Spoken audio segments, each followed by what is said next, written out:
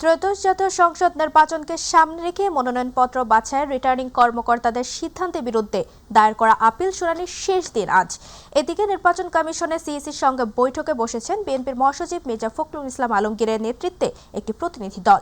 এই মুহূর্তে নির্বাচন কমিশনে আছেন সহকর্মী রাকিব হাসান, যুক্ত হচ্ছি তার সাথে। রাকিব, সিইসির সঙ্গে বিএনপির বৈঠক ও আপিল শুনানির বিষয়ে কি খবর আছে আপনার কাছে, আমাদের জানাবেন। ধন্যবাদ তাবাসসুম আপনাকে। আসলে আপনি যে কথাটি বলছিলেন যে আমরা জানি আজকেই কিন্তু যে প্রার্থিতা ফিরে পাওয়া অর্থাৎ রিটার্নিং কর্মকর্তারা যে প্রার্থিতা বাতিল করেছে তার বিরুদ্ধে আপিল যে হয়েছিল, তো এই আপিল শুনানির আজকে কিন্তু শেষ দিন, অর্থাৎ 9 দিনব্যাপী এই শুনানি হয়েছে। 9 দিনের আজকে এই শুনানির মধ্য দিয়ে শেষ হচ্ছে এই আপিল কার্যক্রম। আমরা সকাল থেকেই দেখেছি এখানে বিভিন্ন প্রার্থীরা যাদের প্রার্থিতা বাতিল হয়েছিল তারা এখানে এসে নির্বাচন কমিশনে তারা যে আপিল করেছিল তাদের শুনানির শেষে অনেকেই এখানে তাদের প্রার্থিতা ফিরে পেয়েছেন, আবার অনেকেই ফিরে পাননি। এটা যেমন রয়েছে স্বতন্ত্র প্রার্থী রয়েছেন যেমন, তেমনি বিভিন্ন রাজনৈতিক দলের নেতারাও রয়েছেন। অর্থাৎ সব কিছু মিলে আমরা বলবো যে এখন শেষ পর্যায়ে আসলে সেই প্রার্থিতা ফিরে পাওয়া আপিল শুনানির শেষ সময়ে শুনানি চলছিল।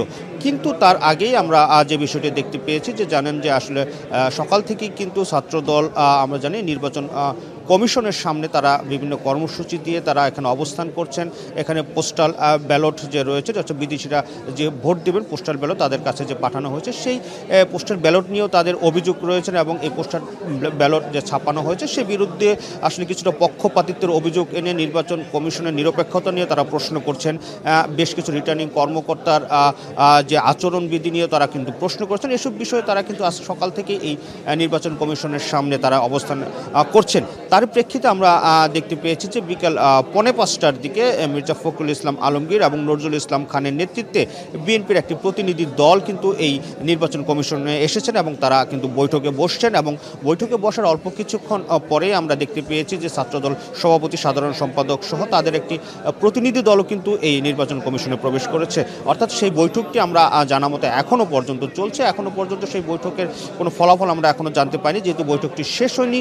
শেষ হওয়ার পরেই হয়তোবা আমরা তারা বেরিয়ে এসে আমাদেরকে তাদের বৈঠকের ফলাফলটি জানাবেন। তবে বৈঠকটি প্রায় শেষ পর্যায়ে রয়েছে, সেই বিষয়টি আমরা জানতে পেরেছি।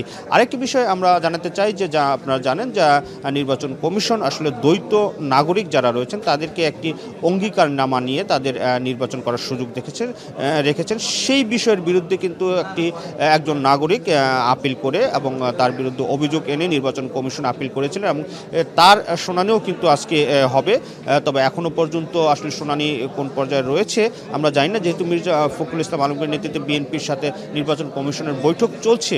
এই বৈঠকটির পর হয়তোবা সেই বিষয়ে আসলে তারা শুনানিতে অংশ নেবেন। অর্থাৎ সব কিছু মিলিয়ে আমরা বলবো যে নির্বাচন কমিশন এখন এই আপিলের মধ্য দিয়েই আজকে কিন্তু শেষ হচ্ছে আপিল কার্যক্রম এবং তাদের শুনানি কার্যক্রম।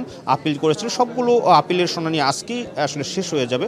নির্ধারিত সময় যদিও ছিল 5টা পর্যন্ত, তারপরও আসলে যেহেতু আজ শেষ দিন তাহলে কিছুটা হয়তো বিলম্ব হতে পারে, যতটুকু সময় লাগে হয়তো বা নির্বাচন কমিশন আজকে শেষ করে দিবেন।